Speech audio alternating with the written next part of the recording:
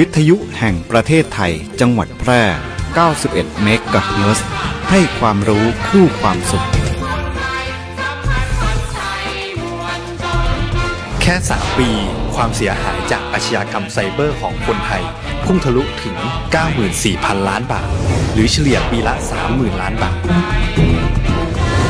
ทุก1ชั่วโมงเราเสียเงินกว่า 3.4 ล้านบาทให้กับมิจฉาชีพออนไลน์โจรไม่เห็นใจคนอาชีพไหนอายุเท่าไหร่สถานะทางการเงินแบบใดหมอพ่อค้านักธุรกิจนักเรียนแม่บ้านข้าราชการเกษียณทุกคนตกเป็นเหยื่อได้เสมอและวันหนึ่งอาจเป็นคุณหรือคนที่คุณรักเพราะจุดอ่อนร่วมของเหยื่อคือความเร่งรีบขาดสติหรือแม้แต่บางครั้งก็เกิดความโลภจนเกินไปอย่าปล่อยให้การกดคลิกเดียวลิงก์เดียวทำให้โจรยิ้มกว้าง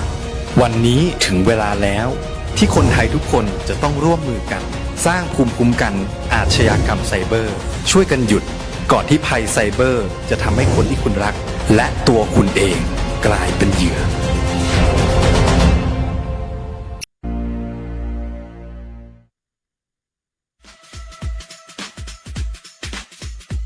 หากคุณมีปัญหาสายตาอยากได้แว่นสักอันหนึ่ง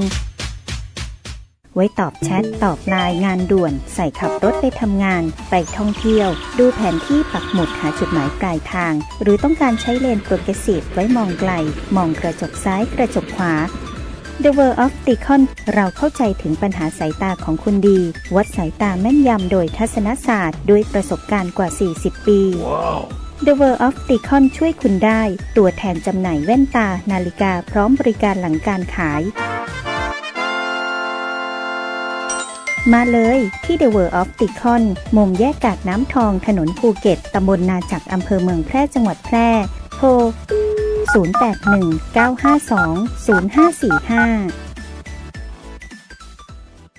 ชัดเจนกับเรื่องง่ายๆที่คุณต้องรู้ประกันภัยพรบคุ้มครองค่ารักษาพยาบาลเบื้องต้นทั้งผู้ขับและผู้โดยสารเมื่อเกิดอุบัติเหตุบนท้องถนนชัวร์ได้มากกว่ากับประกันภัยรถภาคสมัครใจครอบคลุมความเสียหายต่อตัวรถความรับผิดชอบต่อบุคคลภายนอกมีหลายระดับความคุ้มครองที่เลือกให้เหมาะกับคุณอย่าลืม3เช็คก่อนออกเดินทางเช็คสภาพรถให้มั่นใจเช็คสภาพคนให้พร้อมและเช็ควันหมดอายุของประกันภัยทุกการขับขี่ชัดเช็คชัวร์ไปด้วยกันคปภ.คุ้มครองผู้ทำประกันภัยประกันภัยคุ้มครองคุณ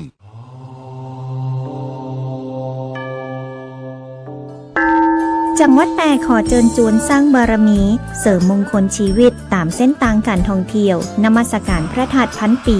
เจิญไปสักการะพระธาตุจอแหพระธาตุดอยเล็งพระธาตุสิงหอุตรนคร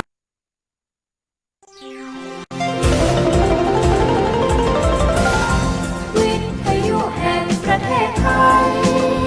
ให้ความรู้คู่ความสุขวิทยุแห่งประเทศไทยจังหวัดแพร่ 91 เมกะเฮิรตซ์ให้ความรู้คู่ความสุขแค่ 3 ปีความเสียหายจากอาชญากรรมไซเบอร์ของคนไทยพุ่งทะลุถึง 94,000 ล้านบาทหรือเฉลี่ยปีละ 30,000 ล้านบาททุก1ชั่วโมงเราเสียเงินกว่า 3.4 ล้านบาทให้กับมิจฉาชีพออนไลน์โจรไม่เห็นใจคนอาชีพไหนอายุเท่าไหร่สถานะทางการเงินแบบใดหมอพ่อค้านักธุรกิจนักเรียนแม่บ้านข้าราชการเกษียณทุกคนตกเป็นเหยื่อได้เสมอและวันหนึ่งอาจเป็นคุณหรือคนที่คุณรัก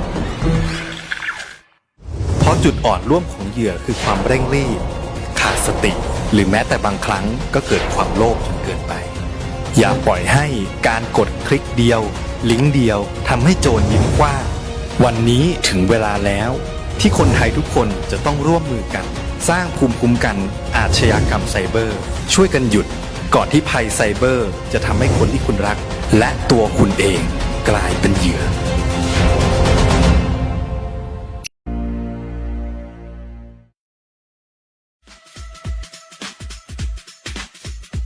หากคุณมีปัญหาสายตาอยากได้แว่นสักอันหนึ่ง ไว้ตอบแชทตอบไลน์งานด่วนใส่ขับรถไปทำงานไปท่องเที่ยวดูแผนที่ปักหมุดหาจุดหมายปลายทางหรือต้องการใช้เลนโปรเกรสซีฟไว้มองไกลมองกระจกซ้ายกระจกขวา The World of Ticon เราเข้าใจถึงปัญหาสายตาของคุณดีวัดสายตาแม่นยำโดยทัศนศาสตร์ด้วยประสบการณ์กว่า 40 ปี The World of Ticon ช่วยคุณได้ตัวแทนจำหน่ายแว่นตานาฬิกาพร้อมบริการหลังการขายมาเลยที่ The World of Ticon มุมแยกกาดน้ำทองถนนภูเก็ตตำบลนาจักรอำเภอเมืองแพร่จังหวัดแพร่โทร0819520545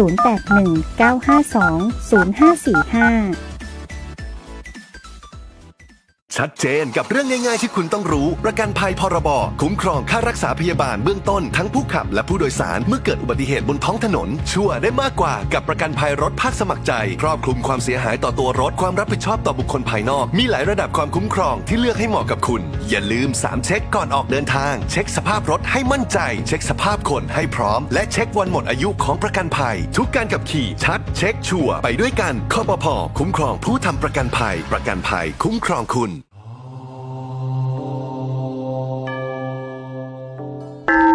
จังหวัดแปรขอเจิญจวนสร้างบารมีเสริมมงคลชีวิตตามเส้นทางการท่องเที่ยวนมัสการพระธาตุพันปีเจิญไปสักการะพระธาตุจ่อแหพระธาตุดอยเหล็งพระธาตุสิงหอุตรนครพระธาตุสีจุ๋มพระธาตุหลวงใจจ้างกั้มพระธาตุหัวพวงพระธาตุปงสนุกพระธาตุพระห่วงพระธาตุปูแจพระธาตุแหลมลี่พระธาตุขวยปูพระธาตุจอมแจ้งพระธาตุเนื่องพระธาตุไฮซอยและพระธาตุห้วยออบอกเลยว่าสายมูบดิพลาดสักหน่อยไปเคาะระฆังคือดังระเบิดคือชีวิตเฮาสุดบันเจิดปังปังปังสาตุเจ้าแอลแปแอลมวนได้ความสุขกูฤดูคนแปรนี่ใจงามเจ้า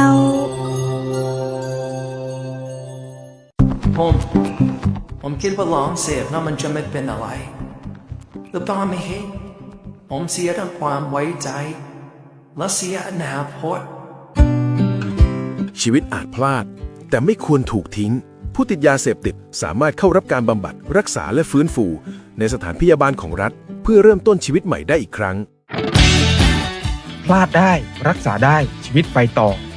ด้วยความปรารถนาดีจากสำนักงานประชาสัมพันธ์ที่ 3 กรมประชาสัมพันธ์วิทยุแห่งประเทศไทยจังหวัดแพร่ FM 91 เมกะเฮิรตซ์ให้ความรู้คู่ความสุขที่นี่สถานีวิทยุกระจายเสียงแห่งประเทศไทยจังหวัดแพร่ส่งกระจายเสียงด้วยระบบ FM สเตอริโอมัลติเพล็กซ์ความถี่ 91 เมกะเฮิรตซ์จากนี้ไปติดตามรับฟังรายการบ่ายนี้ที่ 91 ทุกวันจันทร์ถึงวันศุกร์เวลา 13 นาฬิกาถึง 14 นาฬิกาช่วง Talkative Rubber ยางพูดได้โดยการยางแห่งประเทศไทยจังหวัดแพร่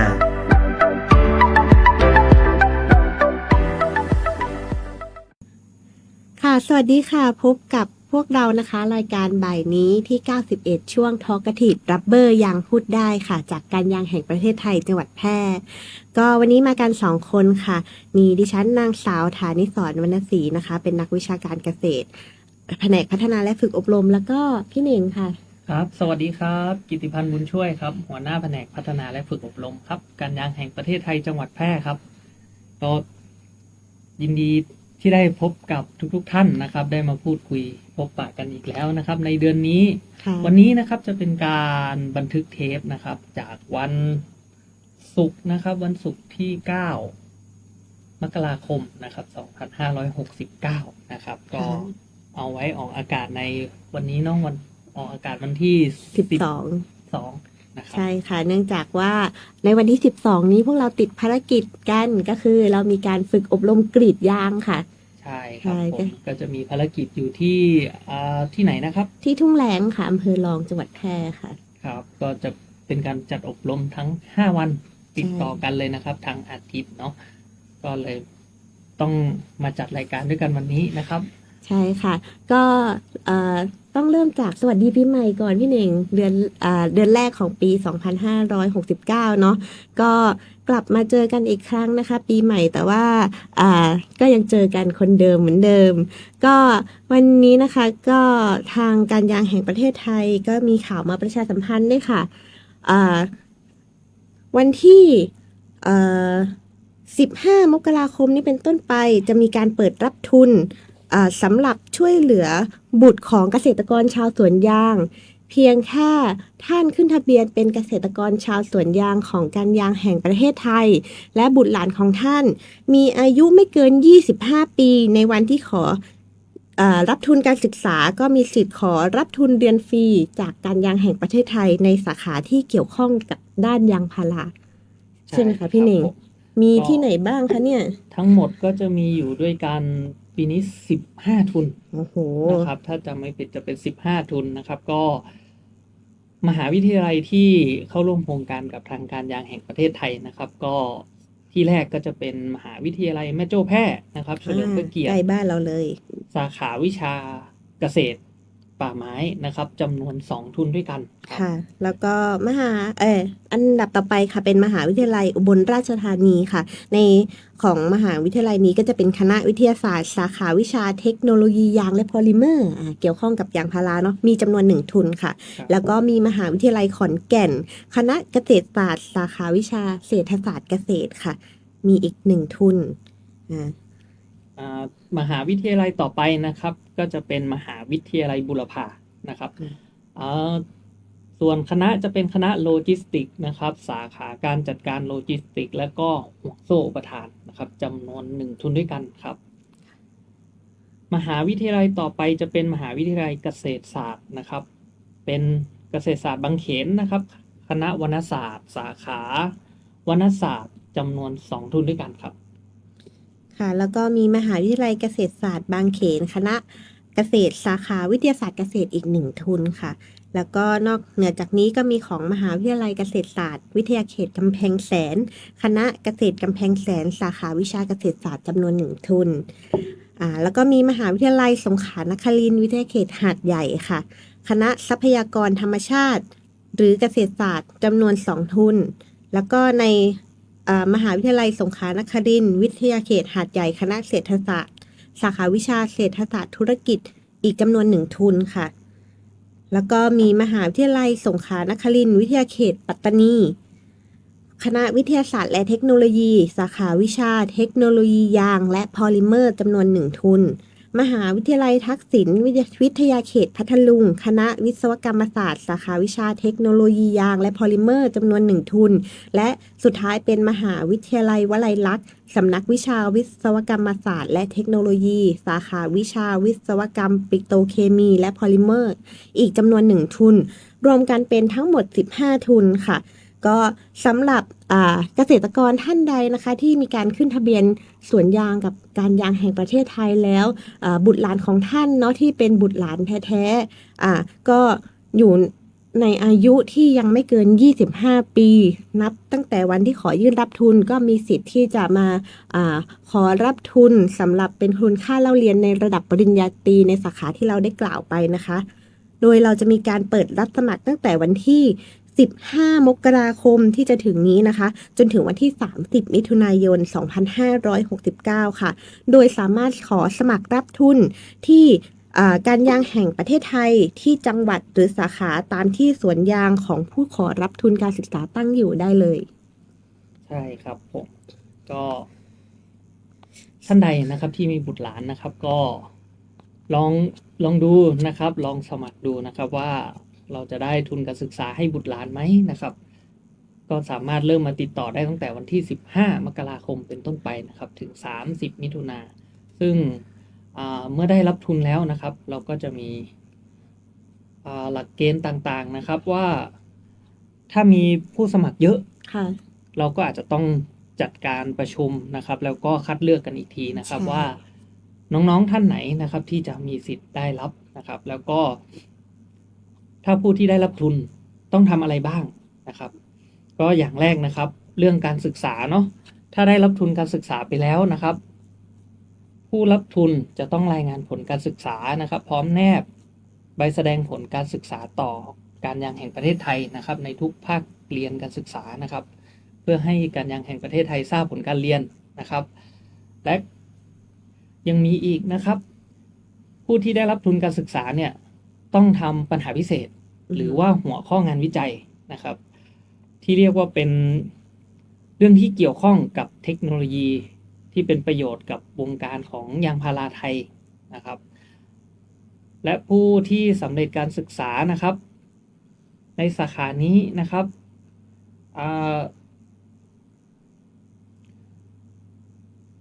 ผู้ที่ได้รับทุนนะครับต้องแจ้งผลการรับทุนให้กยท.ทราบภายใน30 วันนะครับ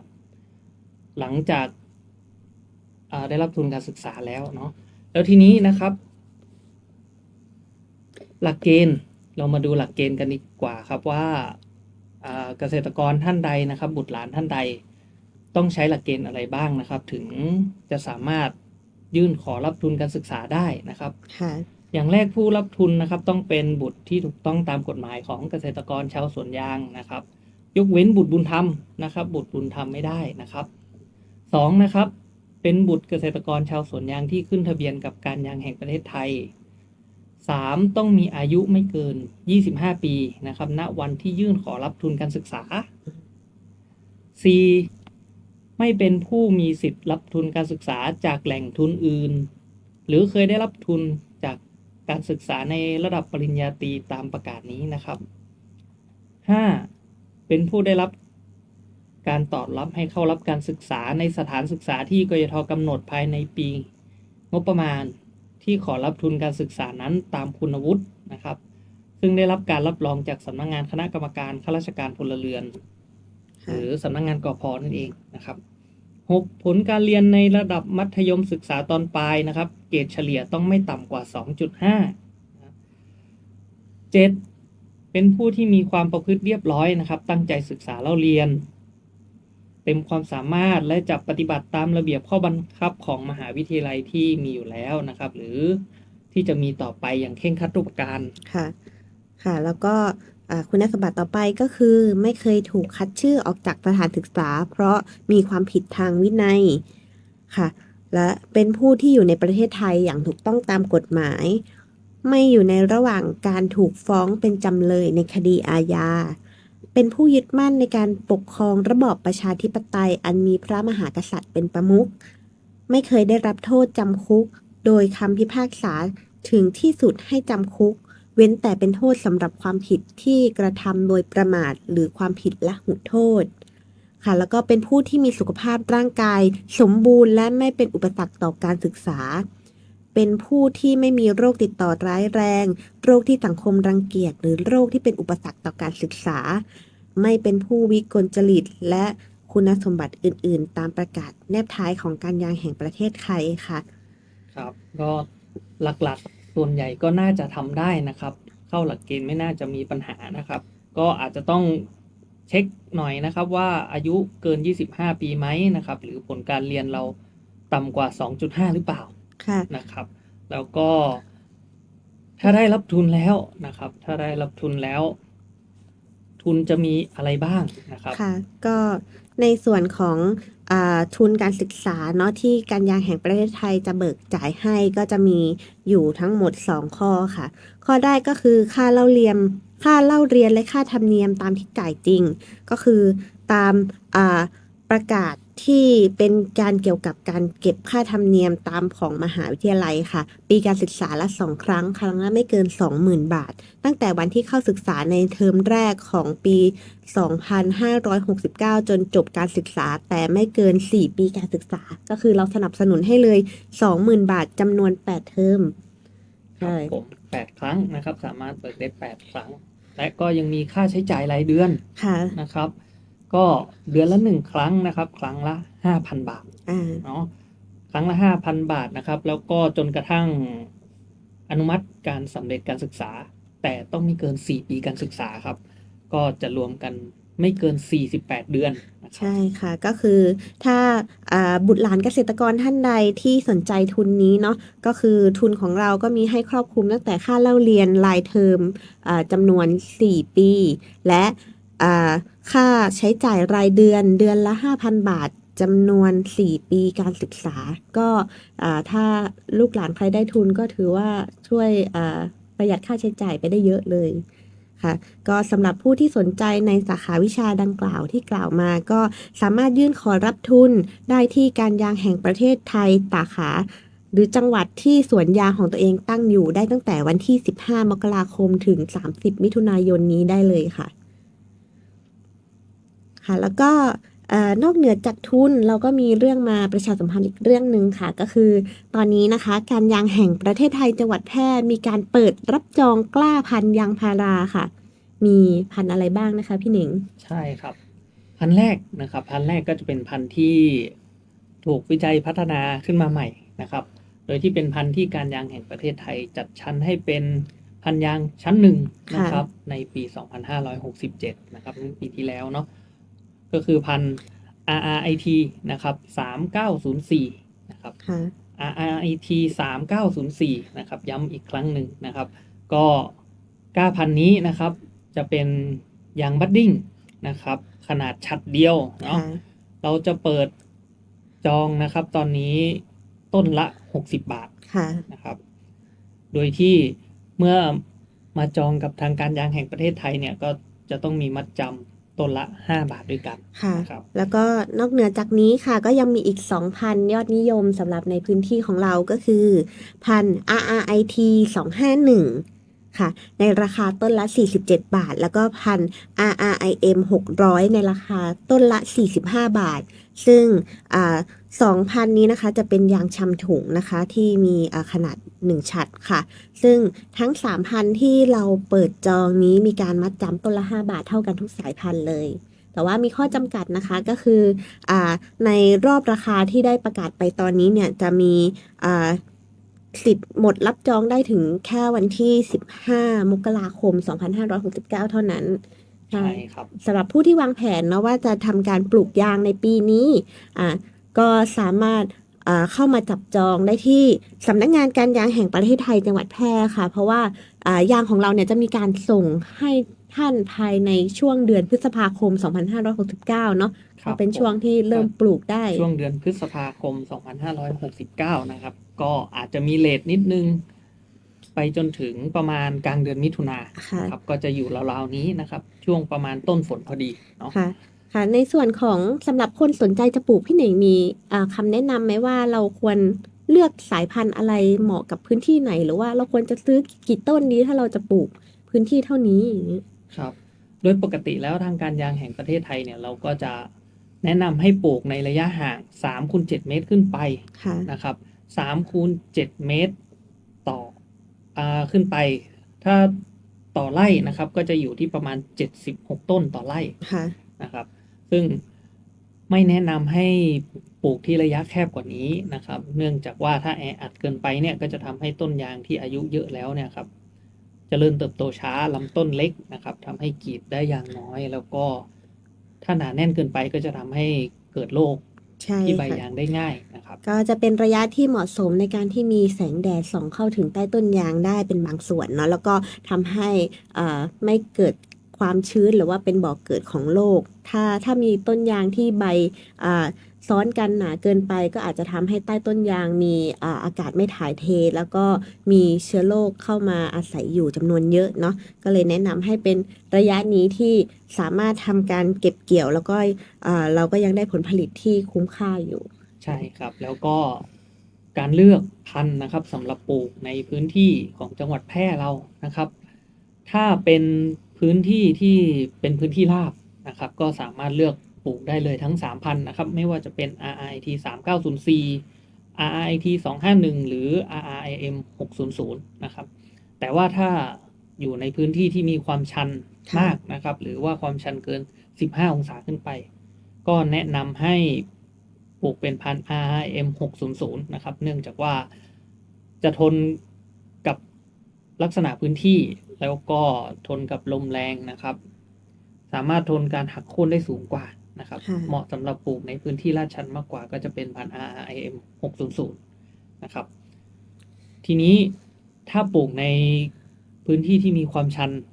เยอะนะครับก็ควรจะเพิ่มระยะห่างจาก3 คูณ 7 เมตรก็อาจจะต้องเพิ่มเป็น3 คูณ 8 เมตรนะครับ ใช่ค่ะ หรือ3 คูณ 9 เมตร ก็ขึ้นอยู่กับความชันนะครับว่าชันมากชันน้อยขนาดไหน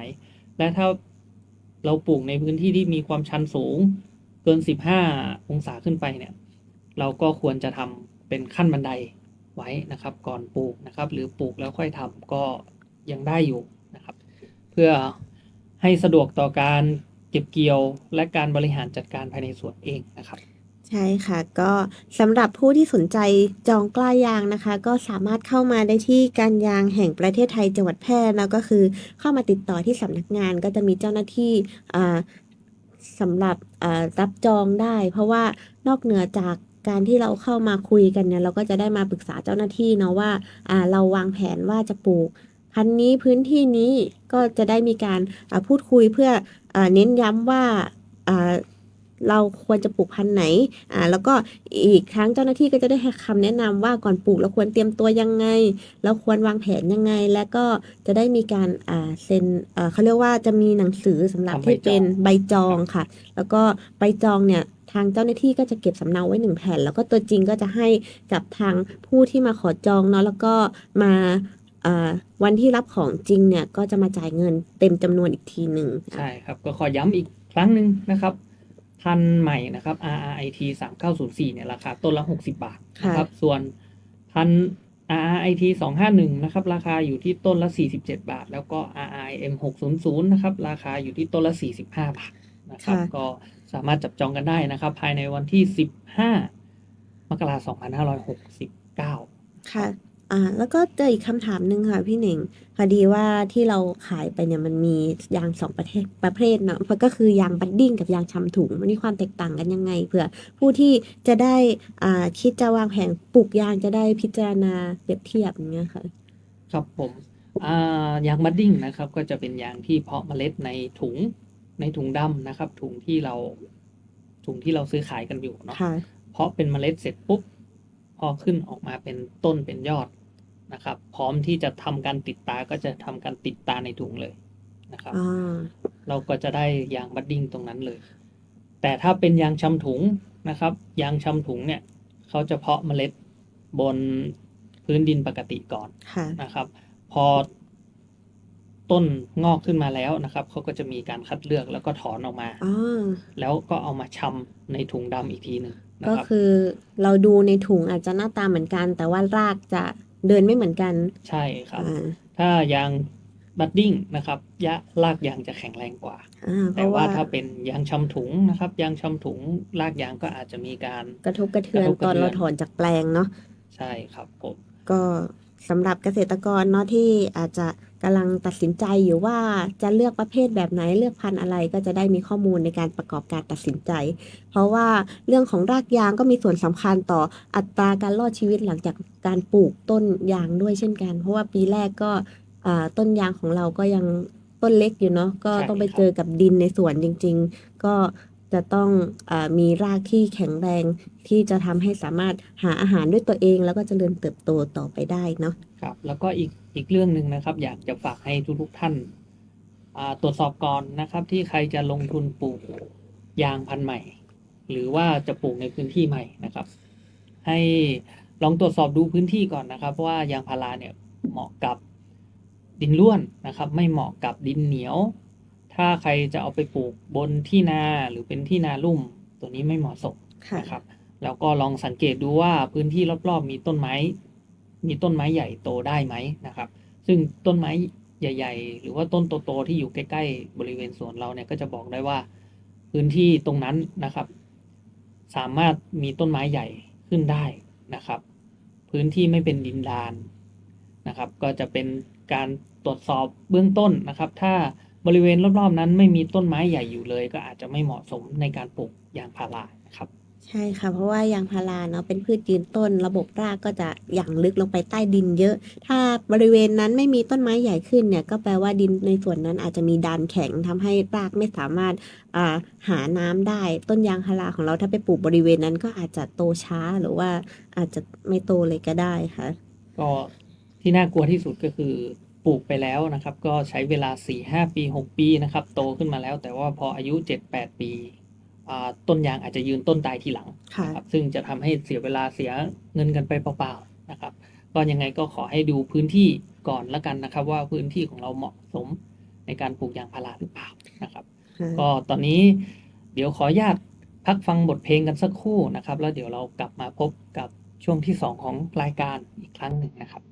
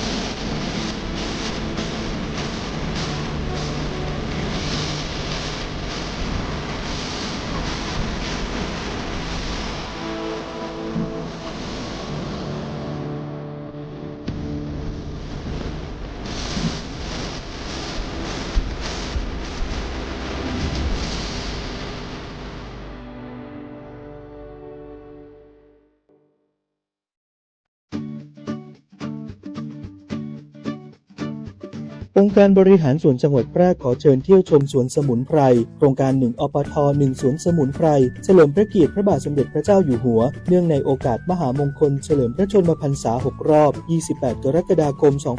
2567 แหล่งองค์ความรู้เกี่ยวกับสมุนไพรท้องถิ่นแหล่งศึกษาเกี่ยวกับสรรพคุณของสมุนไพรท้องถิ่นและเป็นพื้นที่เพื่อการอนุรักษ์สมุนไพรท้องถิ่นอย่างยั่งยืนพร้อมสัมผัสโอโซนธรรมชาติของจังหวัดแพร่ดื่มด่ำบรรยากาศเย็นสบายที่ห้อมล้อมไปด้วยต้นไม้นานาพันธุ์ที่ถ้ำผานางคอยตำบลร้องกวางอำเภอร้องกวางจังหวัดแพร่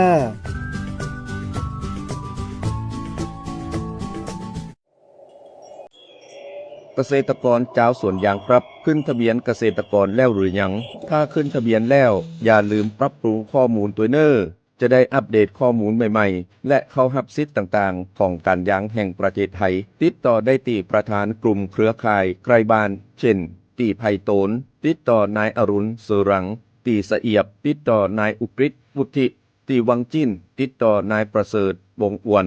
ตีแม่สายติดต่อนายแม่นเย็นจิตตีตรงแรงติดต่อนายธนกรอ่อนเป๋ง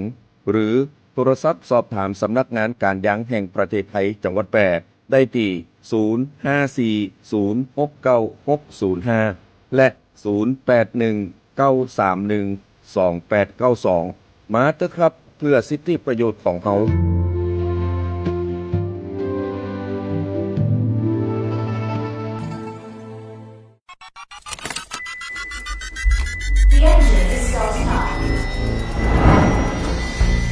ชีวิตวิถีใหม่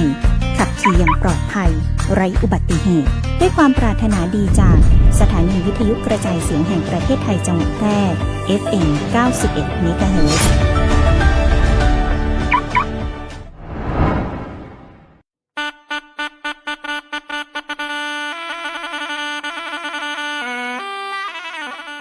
รู้หรือไม่ว่าเหนือใต้เราเชื่อมโยงกันภาษาเจ๊เหหรือภาษาตักใบเป็นภาษาถิ่นที่พูดกันในอำเภอตักใบจังหวัดนราธิวาสมีลักษณะเฉพาะตัวจากการผสมผสานระหว่างภาษาสุโขทัยโบราณภาษาใต้และภาษามลายูภาษาเจ๊เหจึงมีความโดดเด่นที่สำเนียงเนิบช้าและนุ่มนวลเป็นมรดกทางวัฒนธรรมที่กำลังเสี่ยงต่อการสูญหายภาษาเจ๊เหจึงสะท้อนได้ว่าแผ่นดินไทยเหนือใต้เป็นสายสัมพันธ์ที่เชื่อมโยงกันศาสนาภาษาวัฒนธรรมความรักความเข้าใจความสามัคคีและความผูกพันเป็นพื้นฐานสำคัญในการสร้างสันติสุขที่ยั่งยืนสำนักงานประชาสัมพันธ์ที่ 3 กรมประชาสัมพันธ์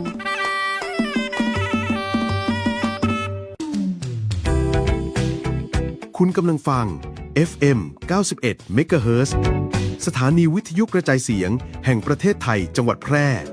ให้ความรู้คู่ความสุขครับกลับมาพบกันนะครับในช่วงที่ 2 ของรายการนะครับ Talkative Rubber ยางพูดได้นะครับก็ช่วงที่ 2 ของรายการนี้นะครับก็จะมาพูดคุยกันเกี่ยวกับเรื่องของราคายางพาราก็แล้วกันนะครับซึ่งอาทิตย์ที่ผ่านมานะครับก็มีการประมูลยางนะครับในหลายๆกลุ่มด้วยกันนะครับกลุ่มแรกนะครับที่ประมูลกันตั้งแต่วันที่5มกราคม2569เนี่ยนะครับก็จะมีกลุ่มเกษตรกรทำสวนยางพารานะครับเวียงเชียงชื่นนะครับตำบลบ่อเหล็กรองนะครับซึ่งกลุ่มนี้นะครับประมูลไปทั้งหมด57ตันนะครับราคาที่ได้ก็จะอยู่ที่ประมาณอยู่ที่28 บาท89 สตางค์นะครับซึ่งก็ถือว่าราคาดีใช้ได้นะครับซึ่งราคาที่ถือว่าเปิดปีใหม่ณตอนนี้ราคาก็ถือว่ายังไม่ลงนะครับก็ยังทรงตัวอยู่ตั้งแต่ช่วงปีที่แล้วนะครับหรือช่วงเดือนธันวาคมเนี่ยก็จะอยู่ที่ประมาณ27กว่าถึง29กว่านะครับราคาก็ยังทรงตัวอยู่ยังไม่ขยับไปไหนนะครับก็ถือว่าเป็นข่าวดีของเกษตรกรชาวสวนยางนะครับที่ราคายางเนี่ยยังไม่ลงไปไหนนะครับแล้วก็ราคายางของเราก็ยังอยู่ในช่วงที่โอเคนะครับไม่ถือว่าต่ำจนเกินไปเนาะส่วนวันที่7มกราคมนะครับเราก็จะมีอีก2กลุ่มด้วยกันนะครับที่จัดประมูลผ่านระบบของเรานะครับก็จะเป็นกลุ่มเกษตรกรชาวสวนยางตำบลห้วยไร่นะครับซึ่ง กลุ่มนี้เนี่ยส่งยางเข้าประมูลอยู่ด้วยกัน39ตันนะครับราคาที่ประมูลได้ก็จะอยู่ที่29บาท2สตางค์นะครับก็ถือว่าราคาโอเคนะครับแต่29แล้วนะครับและอีกกลุ่มหนึ่งก็จะเป็นกลุ่มตลาดยางของบ้านวังปึ้งนะครับจังหวัดแพร่ยางทั้งหมดที่ส่งเข้าประมูลก็มี70ตันนะครับแล้วก็ราคาที่ประมูลได้ก็จะประมูลได้อยู่ที่28บาท92สตางค์ด้วยกันนะครับก็ถือว่าราคาก็ยังไม่หนีกันมากนะครับห่างกันไม่ถึง50สตางค์ด้วยซ้ำไปใช่ค่ะแล้วก็ในวันศุกร์นี้นะครับวันที่เราดำเนินการบันทึกเสียงนะครับก็วันนี้นะครับราคาเปิดตลาดนะครับตอนเช้ายางก้อนถ้วยที่เปอร์เซ็นต์เนื้อยางแห้ง 100% นะครับก็ราคากลางเปิดตลาดมาอยู่ที่53บาท50สตางค์ด้วยกันนะครับก็บวกขึ้นมาอีก10สตางค์นะครับคิดว่าราคาประมูลภายในวันนี้ก็น่าจะขยับขึ้นนิดๆนะครับหรือว่าก็อาจจะไม่เปลี่ยนแปลงเลยเนาะแล้วก็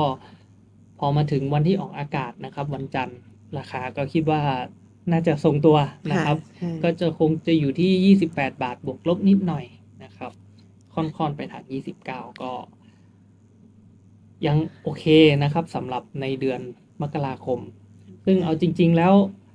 ยางพาราของเราตอนกรีดนะครับเราก็จะกรีดกันจนถึงประมาณช่วงสิ้นเดือนกุมภานะครับเพราะว่าตอนนี้ใบยางพาราเป็นยังไงบ้างแล้วก็จากที่เห็นในรอบๆจังหวัดแพร่เนาะบางที่ก็เริ่มจะออกเหลืองแล้วก็ออกสีส้มแล้วก็อีกไม่นานก็น่าจะถึงเวลาที่ยางพาราก็จะผลัดใบลงมาแล้วถ้าถึงช่วงนั้นเกษตรกรของเราก็แนะนำว่าให้ควรพักกรีดยางเนาะเพื่อให้ต้นยางได้มีการพักต้นจากที่เราเก็บเกี่ยวผลผลิตมาหลายเดือนเนาะใช่ครับผมก็เหลือเวลากรีดอีกประมาณ2เดือนนะครับคร่าวๆนะครับสำหรับพื้นที่ในจังหวัดแพร่นะครับก็แต่ก็จะมีบางพื้นที่นะครับที่ใบยางอาจจะแดงหรือว่าอาจจะร่วงช้ากว่าเพื่อนนะครับก็จะกรีดได้นานหน่อยเนาะการพักต้นก็สำคัญนะครับในช่วงของที่ยางผัดใบนะครับเราก็ไม่ควรจะไปกรีดมากเกินไปนะครับก็จะทำให้ช่วงผัดใบเนี่ยใบใหม่อาจจะมีขนาดเล็กลงนะครับหรือมีจำนวนใบน้อยลงนะครับถ้าเราไปกรีดในช่วงนั้นใช่ต้องบอกก่อนว่าใบมีผลต่อการให้ผลผลิตเพราะว่า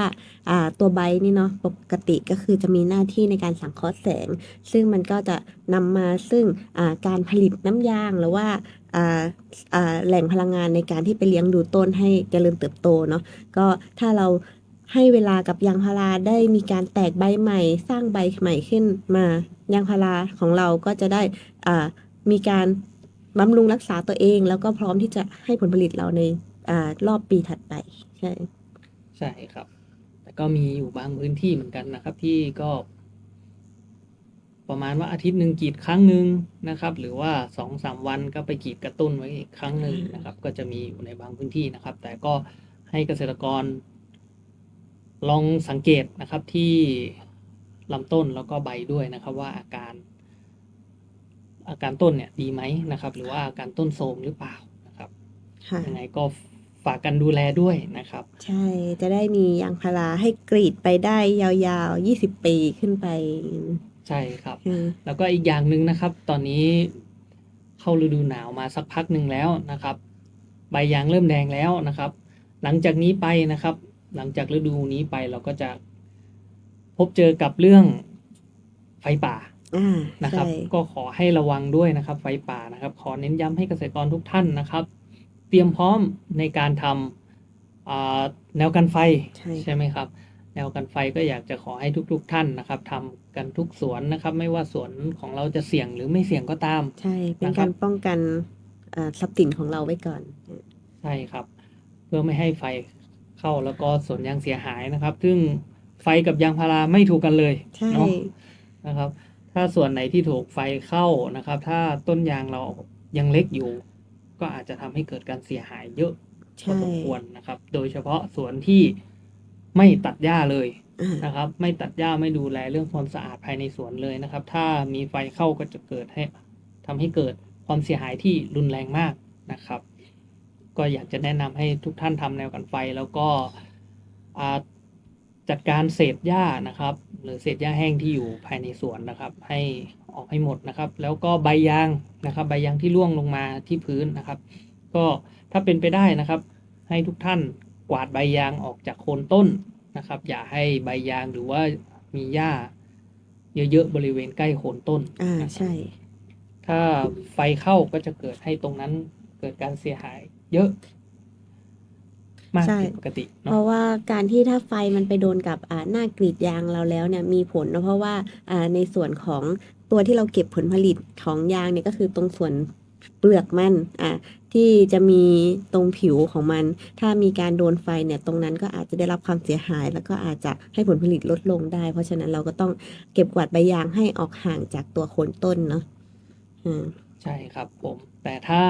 เกิดปัญหาขึ้นมาจริงๆนะครับไฟไหม้สวนยางแล้วเราทำยังไงได้บ้างครับค่ะก็สามารถมาขอยื่นรับสวัสดิการนะคะเกี่ยวกับการรับเงินช่วยเหลือในด้านของการเกิดภัยพิบัติเนาะแต่ว่าในส่วนนี้ก็ขอไว้เป็นกรณีสุดท้ายแล้วกันเพราะว่าเราระวังไม่ให้เกิดไฟป่าเนี่ยจะเป็นผลดีกับตัวเรามากกว่ามาขอเงินสนับสนุนทีหลังนะใช่ครับซึ่งเงินบรรเทาความเดือดร้อนเบื้องต้นตัวนี้ก็งบประมาณก็จะแค่คนละ 30,000 บาท3,000 บาท 3,000 บาทนะครับขอโทษครับคนละ 3,000 บาทเท่านั้นเองนะครับไม่ได้มากมายอะไรแล้วก็ถ้าเกิดว่า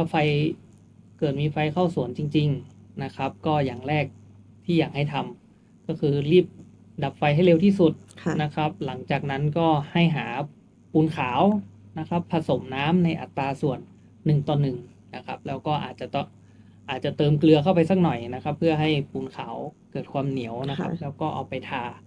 พอกบริเวณเปลือกต้นยางนะครับประโยชน์ของมันคือมันจะทำให้ดูดความร้อนนะครับออกจากต้นยางได้เร็วนะครับแล้วก็จะเป็นการลดไม่ให้เปลือกแตกนะครับ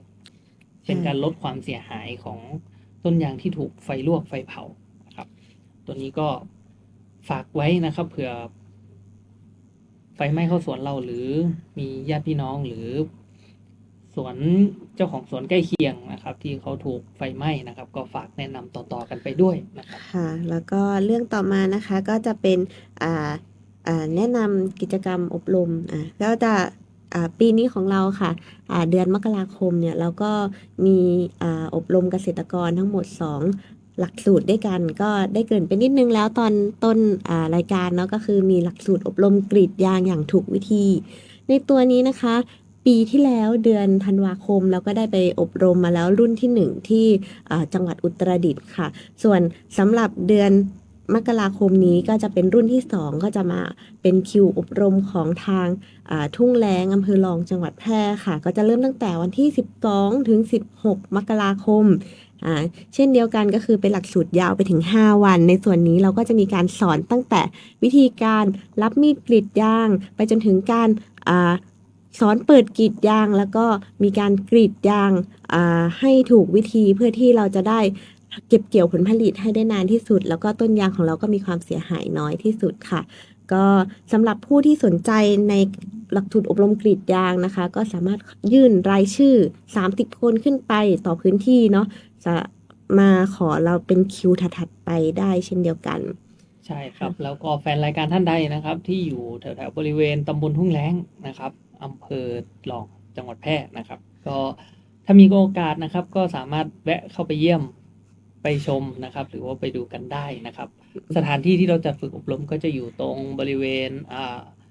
ตลาดยางพารานะครับตลาดของกลุ่มทุ่งแล้งนะครับก็จะอยู่แถวๆก่อนเข้าหมู่6ตำบลทุ่งแล้งใช่ค่ะก็ผู้ที่สนใจอยากมาเจอกันก็แวะมาดูได้ค่ะในส่วนของผู้ที่อยากอบรมจริงๆจังๆก็สามารถยื่นคิวปีหน้าได้เพราะว่าปีนี้ต้องบอกก่อนว่าเรามีคนลงทะเบียนมาก่อนแล้วใช่แต่ว่าสำหรับคนที่อยากมาเรียนจริงจังก็รอเป็นคิวถัดไปได้แล้วก็นอกเหนือจากหลักสูตรกรีดยางอย่างถูกวิธีที่เราจะอบรมกันวันที่12ถึง16มกราคมนี้ก็ยังมีอีกหลักสูตรหนึ่งเป็นหลักสูตรเขาเรียกว่าอะไรเป็นอีกขั้นหนึ่งของการกรีดยางก็คือหลักสูตรปรับปรุงเทคนิคการกรีดยางในตัวนี้จะมี การอบรมทั้งหมด2วันก็คือใช้ระยะเวลาน้อยกว่าแต่ว่าหลักสูตรเนี้ยก็จะมีการสอนการกรีดยางที่พิเศษมากขึ้นอย่างเช่นมีการสอนกรีดยางหน้าสูงทำยังไงหรือว่าคนที่เคยกรีดยางมาแล้วแต่ว่าอาจจะยังไม่แน่ใจว่าตัวเองทำได้โอเคหรือยังก็มาเรียนกับเราเพื่อที่จะได้ปรับนิดปรับหน่อยให้มันกรีดยางได้ดีมากยิ่งขึ้นก็กลุ่มเป้าหมายเราตรงนี้นะครับก็จะเป็นหลักๆเลยก็คือกลุ่มเกษตรกรที่กรีดยางเป็นแล้วนะครับมีพื้นฐานการกรีดยางเรียบร้อยแล้วนะครับเราก็จะมาสอนเทคนิคเพิ่มเติมในด้านอื่นๆให้นะครับซึ่งบางทีเนี่ยถ้าเรากรีดต้นยางต้นนี้ไปจนหมดหน้าแล้วนะครับไม่รู้จะกรีดที่ไหนแล้วตามพื้นฐานที่เราเคยสอนไปตั้งแต่ตอนอบรมกรีดยางนะครับตัวนี้เราก็จะมีจุดที่สามารถจุดอื่นนะครับที่นอกเหนือจากพื้นฐานที่จะสอนเพิ่มเติมให้นะครับอย่างเช่นการกรีดยางหน้าที่สูงขึ้นไปนะครับหรือว่ากรีดในจุดที่ต่ำๆไปเลยนะครับใช่แล้วก็อาจจะยังมีวิธีการกรีดในจุดที่เปลือกยางเนี่ยเสียหายแนะนำเพิ่มเติมเข้าไปให้อีกนะครับว่าจะทำอะไรยังไงได้บ้างนะครับในส่วนปีนี้นะคะสำหรับหลักสูตรการปรับปรุงเทคนิคกรีดก็เราก็จะมีเป้าอบรมอยู่ที่บ้านวังปึ้งค่ะตำบลไผ่โทนอำเภอหลองกวางจังหวัดแพร่ในวันที่27ถึง28มกราคมนี้แล้วก็แถมอีกหลักสูตรหนึ่งปีหน้าเพราะว่าเป็นหลักสูตรที่น่าสนใจเช่นเดียวกันก็คือหลักสูตรการป้องกันโรคและศัตรูในยางพาราค่ะก็เราจะอบรมกันในเดือนกุมภาพันธ์วันที่11กุมภาพันธ์นี้โดยหลักสูตรนี้นะคะก็จะมุ่งเน้นไปที่เกษตรกรผู้ที่คือเราอยากให้เกษตรกรนะคะสังเกตอาการผิดปกติหรือว่าโรคในสวนยางได้ก่อนที่มันจะสายเกินไปเนาะจะได้ช่วยกันเฝ้าระวังให้ต้นยางของเราเนี่ยยังป้องกันโรคได้เพราะว่าโรคบางชนิดเนี่ยถ้ามันมีการติดแล้วเนี่ยมันสามารถลุกลามไปยังส่วนข้างเคียงหรือว่าพื้นที่บริเวณข้างเคียงได้แต่ว่าถ้าเรามีวิธีการป้องกันหรือว่ายับยั้งก่อนได้เนี่ยเราก็จะทำให้ต้นยางของเราเนี่ยไม่เสียหายมากเนาะใช่ครับแล้วก็เมื่อปีที่แล้วนะครับเราก็ได้รับการรายงานมานะครับว่ามียางพาราในพื้นที่ตำบลวังปึ้งนะครับที่ว่ามีเกิดโรคระบาดขึ้นนะครับมีอาการใบร่วงนะครับก็ปีนี้เราก็เลยจัดการนะครับจัดอบรมเข้าไปที่นี่เลยนะครับเพื่อให้เกษตรกรช่วยกันนะครับสังเกตและก็ป้องกันนะครับและสามารถวินิจฉัยได้นะครับว่าตัวเนี้ยเป็นโรคอะไรนะครับแล้วก็มันรุนแรงขนาดไหนถึงขั้นที่ว่าเราต้องหายามาใช้หรือยังนะครับก็ในหลักสูตรการป้องกันโรคนี้เราก็ได้รับความอนุเคราะห์จากวิทยากรของศูนย์วิจัยยางหนองคายก็คือเป็นผู้เชี่ยวชาญในการดูแล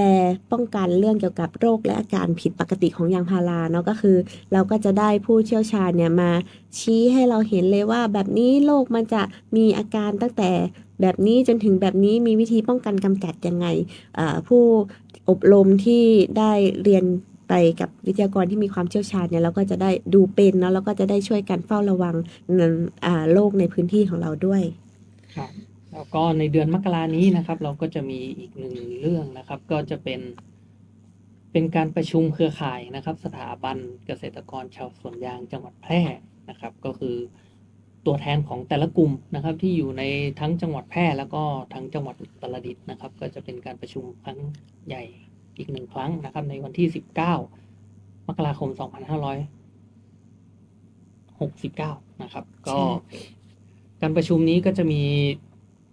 การเตรียมการนะครับในหลายๆเรื่องนะครับและปรึกษาหารือกันเกี่ยวกับการดำเนินกิจกรรมร่วมกันนะครับไม่ว่าจะเป็นการทำตลาดประมูลยางนะครับการซื้อขายยางนะครับหรือว่าการจัดหาอุปกรณ์นะครับในการทำตลาดแล้วก็ยังมีอีกหลายเรื่องนะครับที่เราต้องหามติที่ประชุมนะครับหารือร่วมกันเพื่อนำไปเสนอให้กับการประชุมเครือข่ายในระดับเขตและในระดับประเทศต่อไปนะครับก็จะมีการประชุมกันขึ้นเนาะ ค่ะแล้วก็สุดท้ายแล้วขอฝากไว้อีกเรื่องหนึ่งก็คือเชิญชวนผู้ปลูกยางทุกท่านเนาะที่ยังไม่ได้ขึ้นทะเบียนชาวสวนยางเนี่ยก็ขอให้มาขึ้นทะเบียนเพื่อสิทธิประโยชน์ของท่านเพราะว่าจากที่เรากล่าวมาเนี่ยไม่ว่าจะเป็นได้มีโอกาสได้รับทุนค่าเล่าเรียนบุตรการศึกษาชาวสวนยางหรือว่าจะเป็นการช่วยเหลือสวนประสบภัยแล้วก็มีการช่วยเหลืออื่นๆไม่ว่าจะมีสิทธิ์ขอกู้ยืมเงินเพื่อการทำอาชีพเสริมหรือว่ากู้เงินในการทำซ่อมแซมบ้านก็มีแล้วก็ยังจะมีเรื่องเกี่ยวกับถ้าว่าเราเสียชีวิตขึ้นมาเนี่ยทายาทของเราก็มีเงินที่ช่วยเยียวยารายละ 30,000 บาทเนาะใช่ครับก็ในหมวดนี้ก็จะเป็นหมวดของสวัสดิการนะครับสวัสดิการที่เราจัดไว้ให้กับเกษตรกรชาวสวนยางที่มาขึ้นทะเบียนทุกคนนะครับส่วนอีกหนึ่งเรื่องนะครับที่สามารถขอได้ก็เป็นขอรับทุนนะครับในการส่งเสริมในการปลูกแทนนะครับก็คือรื้อยางเก่าแล้วก็ปลูกยางใหม่นะครับตอนนี้ก็มีหลักเกณฑ์ใหม่ขึ้นมานะครับว่าเราสามารถขอรื้อยางเก่าปลูกยางใหม่ได้นะครับโดยที่จะมีทุนให้ในการปลูกแทนเนี่ยอยู่ด้วยกันไร่ละ 20,000 บาทนะครับแล้วก็หรือถ้าต้องการรื้อยางเก่าเพื่อไปปลูกพืชยืนต้นอื่นๆนะครับเราก็จะมีทุนให้อยู่ด้วยกันไร่ละ 12,000 บาทใช่ค่ะแล้วก็ยางที่สามารถเข้ามาขอรับทุนตัวนี้นะครับก็จะเป็นยางที่ต้องอายุเกิน25 ปีขึ้นไปนะครับและอยู่ในที่ที่มีเอกสารสิทธิ์นะครับในพื้นที่ไม่น้อยกว่า2ไร่นะครับส่วนหลักเกณฑ์อื่นๆนะครับถ้าเป็นยางที่เกิดการทรุดโทรมเสียหายในกรณีอื่นก็ต้องมีอายุอย่างน้อย18 ปีขึ้นไปนะครับอย่างเช่นไฟไหม้น้ำท่วมนะครับพายุพัดหักโค่นหรือดินโคลนถล่มนะครับก็สามารถมาขอรับการปลูกแทนได้นะครับถ้าเกิดว่าเสียหายไปแล้วเพียงแต่ว่าต้องอายุเกิน18 ปีขึ้นไปนะครับใช่ค่ะแล้วก็ขอฝากอีกเรื่องหนึ่งเรื่องสุดท้ายก็คือเรื่องการเปิดจองกล้ายางเพราะว่าจะมีกำหนดสิ้นสุดเปิดจองได้ถึงวันที่15 มกราคมนี้เนาะสำหรับผู้ที่สนใจเข้าไปดูที่ Facebook เพจการยางแห่งประเทศไทยจังหวัดแพร่ค่ะก็คือในนั้นก็จะมีการอัปเดตตลอดเนาะเพราะว่าอย่างปีที่ผ่านมาก็มีคนทักมาหาเราหลายท่านว่าสนใจอยากจะจองกล้ายางพาราพันธุ์ RRIT 3904 ก็ดีก็ตอนนี้เรามีการเปิดจองแล้วสามารถเข้าไปดูรายละเอียดได้ทาง Facebook Page หรือว่าโทรมาที่เบอร์สำนักงานการยางแห่งประเทศไทยจังหวัดแพร่เบอร์ 054-069-605 ค่ะเบอร์ 054-069-605 ได้ในวันและเวลาราชการได้เลยก็สำหรับผู้ที่สนใจนะคะก็เรามีกันทั้งหมด3 สายพันธุ์ก็คือพันธุ์ RRIT 3904ยางบัดดิ้งฉัดเดียวราคาต้นละ60 บาทและพันธุ์ RRIT 251เป็นยางชำถุงฉัดเดียวราคา47 บาทพันธุ์ RRIM 600ยางชำถุงฉัดเดียวเช่นกันราคา45 บาททั้ง3 สายพันธุ์นี้นะคะเปิดจองได้ถึงวันที่15 มกราคม 2569โดยมีการมัดจำต้นละ5 บาทเท่ากันทุกสายพันธุ์สำหรับผู้ที่สนใจนะคะรีบเข้ามาจองกันก่อนแล้วก็มีการส่งมอบในช่วงตั้งแต่เดือนพฤษภาคม 2569 เป็นต้นไปค่ะก็วันนี้พวกเราการยางแห่งประเทศไทยจังหวัดแพร่ก็ขอขอบคุณผู้ชมทุกคนแล้วก็ขอลาไปณที่นี้เจอกันใหม่เดือนหน้าค่ะสวัสดีค่ะครับสวัสดีครับค่ะ